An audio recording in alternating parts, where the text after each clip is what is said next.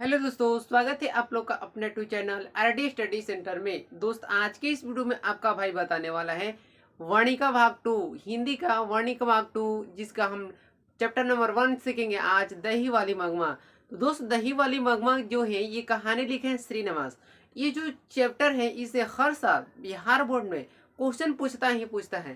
तो ये मतलब उसमें ज़्यादा क्वेश्चन नहीं है, लेकिन ये क्वेश्चन जो मैंने 4 या 5 लेगा क्वेश्चन, इन क्वेश्चन को बिहार बोर्ड ने कई बार पूछ चुका है। ठीक है, तो इस क्वेश्चन के माध्यम से हम लोग बताऊंगा कि इस कहानी में कैसे कैसे क्या हुआ था। और बने रहिए तब तक रहिए हमारे YouTube channel RD study center में। दोस्त, सबसे पहले हम क्वेश्चन की ओर बढ़ेंगे और जानेंगे कि इसका विस्तार से कैसे हुआ, मतलब इसके बारे में हम लोग जानेंगे। सबसे पहले हम जानेंगे रंगपा कौन था। ध्यान सुनिएगा, रंगपा कौन था, वह मगमा से क्या चाहता था। ये बात मैंने क्वेश्चन में लिखा, फर्स्ट क्वेश्चन। ये क्वेश्चन कई बार बिहार द्वारा पूछा गया, ऑब्जेक्टिव में भी एंड सब्जेक्टिव क्वेश्चन में। ठीक है, तो रंगपा कौन था, वह मगमा से क्या चाहता था। तो मैंने लिखा है क्या कि रंगपा गांव का एक जुआड़ी था। जुआड़ी मतलब जानते हैं, जो जुआ खेलते हैं, जैसे में गोली हो गया, ताश हो गया, है ना। जैसे में एक पैसा होता है, मतलब ऐसे जो जुआड़ी मतलब क्या, इधर उधर मतलब कभी भी पड़ता नहीं था, मतलब एक गांव में घूमता था। जुआड़ी इसलिए कहा गया कि वो गांव में इधर उधर घूमता था। तो वह मगमा से क्या चाहता था, क्वेश्चन इसमें दो है, ध्यान से पड़ेगा। तो रंगपा कौन था, वह मगमा से क्या चाहता था। तो रंगपा एक गांव का जुआड़ी था, वह मगमा से पैसा हटना चाहता था। क्योंकि पैसा हटना चाहता था, क्योंकि वो कुछ भी नहीं करता था, इधर उधर भटकता था गांव में। तो उसके क्या पैसा की दिक्कत होती थी। लेकिन जब मगमा जाती थी दही बेचने, तो वो उसके पीछे पीछे लग जाता था।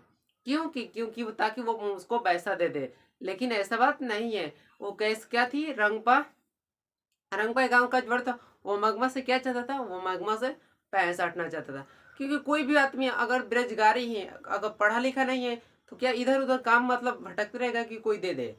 बात यही है। लेकिन उसको पढ़ने में मन नहीं लगता था, इसलिए इसका क्या कहते हैं, वो गांव का जुआड़ी था।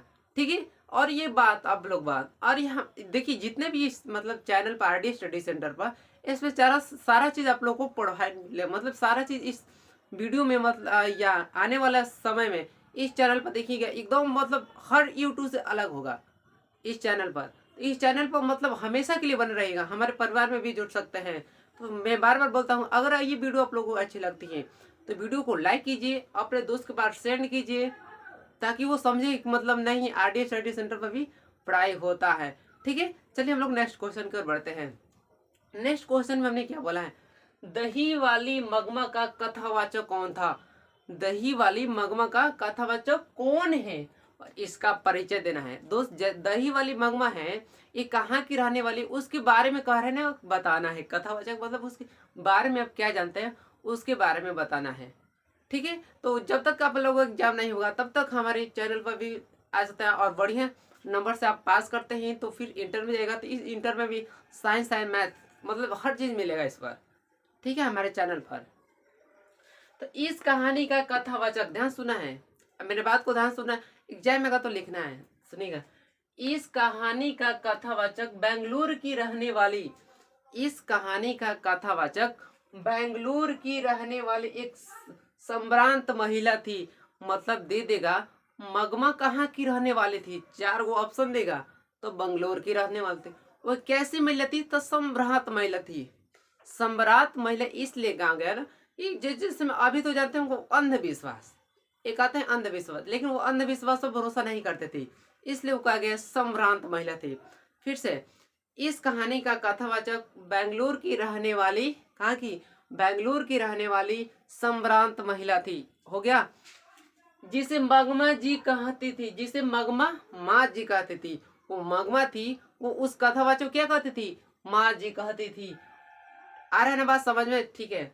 वह अंधविश्वासियों, मैंने बताया था, देखिए, वह अंधविश्वासियों से दूर, वह अंधविश्वासियों से दूर और समझदार समझदार थी।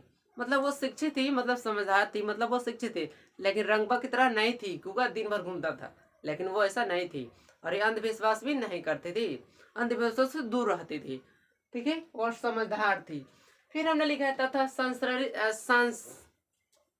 सांसारिक परिस्थितियों को, परिस्थितियों को भली भांति वो समझती थी। मतलब जो कि हमारे समाज में हो रहा है कोई भी बात, वो उसको ध्यान से समझती थी, उसको मतलब कोई भी बात अच्छा लगता था तो ग्रहण करती थी, उसको इग्नोर नहीं करती थी। यही था। फिर से आएगा कि कथावाचक कहानी का क्या मतलब बताना है, इस कहानी का कथावाचक कौन है और इसका नाम परिचय देना है। तो बताना है इस कहानी के कथावाचक बेंगलुरु की रहने वाली एक महिला थी। वो कोई कैसी महिला? सम्रांत महिला थी, जो अंधविश्वासों से दूर रहना चाहती थी, वो समझदार थी। ये सब इसी तरह बताना है, ज्यादा से टेंशन नहीं लेकर जीना है, टेंशन से मुक्त। चलिए आ गया। ये क्वेश्चन तो कई बार पूछा गया बिहार बोर्ड में, ये क्वेश्चन कई बार पूछा गया। लिखित देता हूँ, लिखित आप लोग एग्जाम में यही आएगा। क्या आएगा? मगमा का अपनी बहू के साथ किस बात से लेकर विवाद था? मगमा का अपनी बहू के साथ किस बात को लेकर विवाद था? मतलब एक ऐसा हम लोग को बात बताना है कि मगमा का अपनी बहू के साथ विवाद मतलब झगड़ा, विवाद मतलब क्या? एक दूसरे से बोला चाली बंद है ना, कैसा क्या था? तो मगमा को अपनी बहू के साथ, ध्यान सुनिएगा, मगमा को अपनी बहू के साथ अधिकार को लेकर विवाद था। मतलब जो मगमा थी अपनी बहू को कहती अधिकार से, मतलब मेरा अधिकार है कुछ मतलब सामान छूने का, तुम नहीं छू सकती। उस वो अपने बेटे को मतलब उससे क्या थी, अलग करना चाहते थे, दिखाया गया के साथ अधिकार को लेकर विवाद था। ध्यान सुनिए। फिर हमने लिखा है मगमा अपने बेटे और पोते पर भी अपना, ध्यान सुनिए, बेटे और पोते पर भी अपना अधिकार बनाए रखती थी। मतलब जो मगमा थी अपने बेटे और पोते पर विश्वास मतलब क्या, अधिकार बनाए रखती थी। लेकिन उसकी बहू क्या चाहती थी कि हम भी उसको बोले, लेकिन ये क्या चाहती थी कि नहीं बोले। ठीक है, रखना चाहती जिसे उसकी अपनी बहू को मानने को तैयार नहीं थी, इसी कारण उसका क्या था, विवाद था। ये तो लिखना है बस। फिर नेक्स्ट क्वेश्चन है दोस्त, दही वाली मगमा अपने सास को मनाने के लिए कौन सा तरीका अपनाया? दही वाली मगमा अपने सास को मनाने के लिए कौन सा तरीका अपनाया? कौन सा तरीका अपनाया? तो ध्यान से सुनिएगा, इस क्वेश्चन का बात आप रटना नहीं, ध्यान सुनिएगा तो याद हो जाएगा। बहू बहुत ही बुद्धिमानी थी। बहुत कौन थी? बहुत ही बुद्धिमानी थी। उसने सोच समझकर बच्चे को दादी के साथ, उसने सोच समझकर बच्चों को दादी के साथ, क्योंकि छोटा बच्चा है, अगर मान लीजिए कोई मार्केट जा रहा है, छोटा बच्चा कह दीजिएगा कोई मार्केट जा रहा है, तो क्या रोने लगता है, मतलब जिद करने लगता है कि हम भी जाएंगे। तो माँ मगमा समझती कि माँ जा रही है, दादी जा रही है बाजार, तो उस अपने बेटे को उसके साथ भेज दी। और नहीं मतलब रो रखा था, तो फिर अपने बात का स्वीकार कर ली। मतलब जिस विवाद हुआ था उस विवाद को लेकर स्वीकार कर ली कि नहीं हमारा ही गलती था, लेकिन उसका अधिकार दोनों का था ना, उसका बेटा है तो थोड़ी उसको अधिकार है, वो भी तो बोल सकती है। लेकिन ऐसा नहीं था। देखिए वो बहुत ही क्या थी, बहू बहुत ही बुद्धिमानी थी। उसने सोच समझकर बच्चों को दादी के साथ, दादी के देखिए बच्चों को दादी के पास भेज दिया। वो सोच समझ कर दादी के पास भेज दिया। बच्चा जब दादी के साथ बाजार जाने के लिए मचल रहा था ना, तो बेटा बहू ने उसे समझाया और अपनी गलती को स्वीकार कर लिया। कोई भी लड़का है अगर जिद पकड़ लिया तो जा ही सकेगा। इसमें तो नहीं का बात ही नहीं है कि नहीं जाएगा। ठीक है, ये रहा आप लोगों का दही वाली मगमा की कहानी, जो आप लोग आने वाले एग्जाम में बहुत ही काम करवा। सबसे पहले आप इसका स्क्रीनशॉट ले लीजिए। हो गया, आशा करता हूँ आप स्क्रीनशॉट ले चुके हैं। तो दोस्तों कमेंट में जरूर बताइएगा आप लोग को ये वीडियो कैसा लगा। वीडियो अच्छा लगा तो अपने दोस्त के पास पूरा सेंड कर देना, क्योंकि अब तो ज्यादा समय नहीं बचा है आप लोगों के एग्जाम में। और मतलब इस चैप्टर से वर्णिक वाक्य टूट से आप लोग कोई भी एक इस चैप्टर मतलब 3 या 4 या 5 चैप्टर है, मतलब पार्ट है, लेसन है, इसमें आपको कोई भी मतलब पार्ट में दिक्कत हो तो कमेंट में जरूर बताइएगा, ताकि उसका सोल्यूशन हो सके। ठीक है, और मान लीजिए आप लोग, मैंने बताया था ज्ञान ही एक ऐसा चीज है जो बांटने से बढ़ता है, बांटने से बढ़ता है, मैंने बताया था ना, जस्ट बताया था। तो आप हमसे बताइए कि ताकि हम उसका सोल्यूशन कर सके।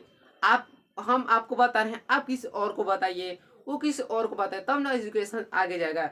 लेकिन यहाँ पर क्या होता है, 10 पढ़ रहा है तो क्या 20 बिगड़ रहा है। इस तरह हम लोग क्या गरीबी कहा जाता है, पिछड़ा बिहार इसलिए कहा जाता है कि यहाँ पर 10 लोग मेहनत कर रहे हैं तो क्या 20 लोग बैठे घूम रहे हैं इधर उधर, है ना। तो ऐसा नहीं करना है। आप एजुकेशन मतलब नॉलेज से मतलब नॉलेज रहेगा तो कुछ भी कर सकते हैं, है ना। डिग्री लेकर क्या करिए, यहाँ देखिए बिहार में ज्यादा लोग अभी डिग्री लेकर बैठे हैं, लेकिन वो कुछ नहीं करते हैं। हाँ, तो नॉलेज के साथ आप लोग को डिग्री रखना जरूरी है। सबसे पहले नॉलेज, उसके बाद डिग्री। नॉलेज रहेगा तो आप कहीं भी किसी समय किसी से बात भी सकते हैं, कहीं भी जाकर बोल दो या तीन शब्द बोल सकते हैं, है ना। इसलिए होता है नॉलेज। ठीक है दोस्तों, हम अब इतना रह देते हैं, मिलेंगे नेक्स्ट वीडियो में। वीडियो अच्छी लगती है तो लाइक कीजिए, चैनल पर आए तो चैनल को सब्सक्राइब कीजिए। थैंक्स फॉर वॉचिंग एंड जय हिंद जय भारत।